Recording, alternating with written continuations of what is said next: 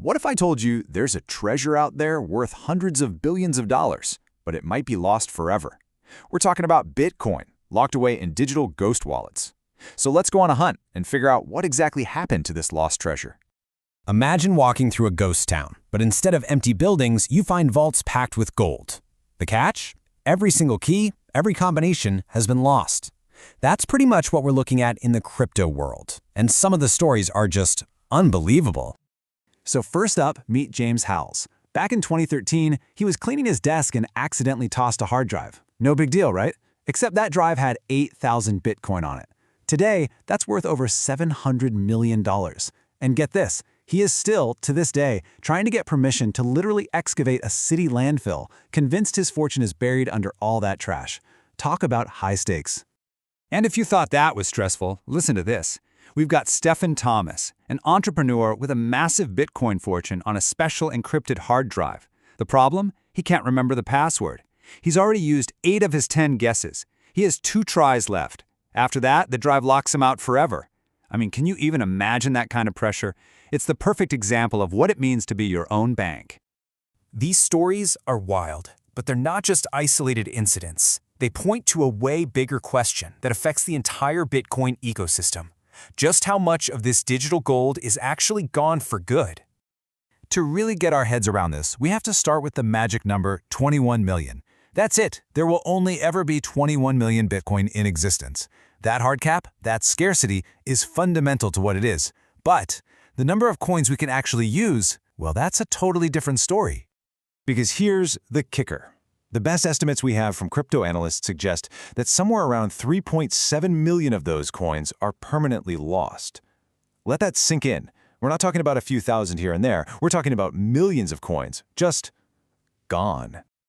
And this chart really puts that number into perspective. You see the total supply that will ever exist, what's been mined so far, and then this huge chunk that's just considered lost. This isn't some rounding error. It's nearly 18% of all the Bitcoin that will ever be created. It's a massive, massive number. So, what do we really mean when we say a coin is lost? It's not like it vanished into thin air. Nope, the coins are still right there on the blockchain. You can look them up. Lost just means one thing. The private key, that super secret password you need to access them, is gone forever. No key, no coins. End of story. This is probably the best way to think about it. The Bitcoin is safe and sound inside a digital vault. You can even peer through the window on the blockchain and see it. But if you've lost the combination, that vault is sealed forever, for everyone. Now, here's where it gets really interesting. Bitcoin's mysterious creator, Satoshi Nakamoto, actually weighed in on this. His take? Lost coins are kind of like a donation to everybody else in the network. By taking coins out of circulation forever, the remaining supply becomes just a little bit more scarce and, in theory, more valuable. It's a strange thought, but it actually reinforces Bitcoin's design as a deflationary currency. So, in a way, every forgotten fortune helps strengthen the system for everyone who's left. Okay, so that leads to the next big question. If these wallets aren't sending up a flare saying, hey, I'm lost, how on earth does anyone come up with a number like 3.7 million? It seems impossible, right? Well, it turns out it involves some pretty clever digital detective work. Analysts basically have a toolkit of methods. First, they look for dormant wallets, addresses that haven't seen any activity for, say, 5, 10 years or more. They also look at coins from the very early days that were mined but have never ever moved, like the rumored 1 million Bitcoin that Satoshi themselves mined. And finally, they use some really smart software to analyze transaction patterns and make educated guesses. And it's really important we clear this up. Lost coins are not the same thing as Bitcoin dust. Dust is those tiny, tiny fractions of a coin left in a wallet where it would actually cost more in transaction fees to send them than they're even worth. You still have the keys. It's just not practical to move the funds. Lost coins? The keys are gone. Think of it like this. Lost coins are a treasure chest at the bottom of the ocean. Bitcoin dust is the penny you see on the sidewalk that you don't bother to pick up. So, we've got this digital fortune, billions and billions of dollars, just sitting there, locked away. Which brings us to the most critical question of all, the one that keeps people digging through landfills.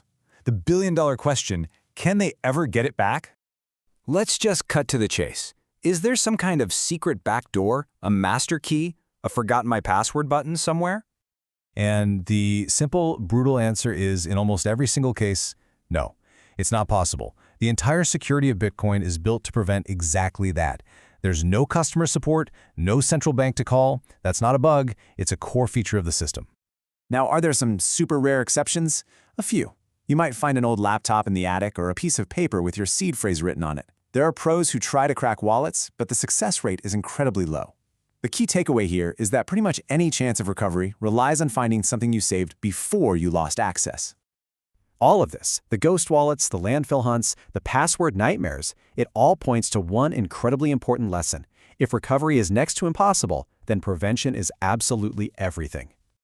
And this right here is the heart of it. This is the deal you make when you enter the world of crypto. The very thing that gives Bitcoin its power, the fact that no one else can control your money, is the same thing that puts all the responsibility squarely on your shoulders. So what can you actually do? Well, it really boils down to this. Treat your private keys and your seed phrase like they're the keys to a physical vault full of cash. Make more than one backup and keep them in different, safe places. And please, take the time to actually understand how your wallet works. In the end, all these cautionary tales of lost fortunes really just serve to hammer home one powerful idea. It boils down to a single question you have to ask yourself. In the world of Bitcoin, you are your own bank. Are you ready for that?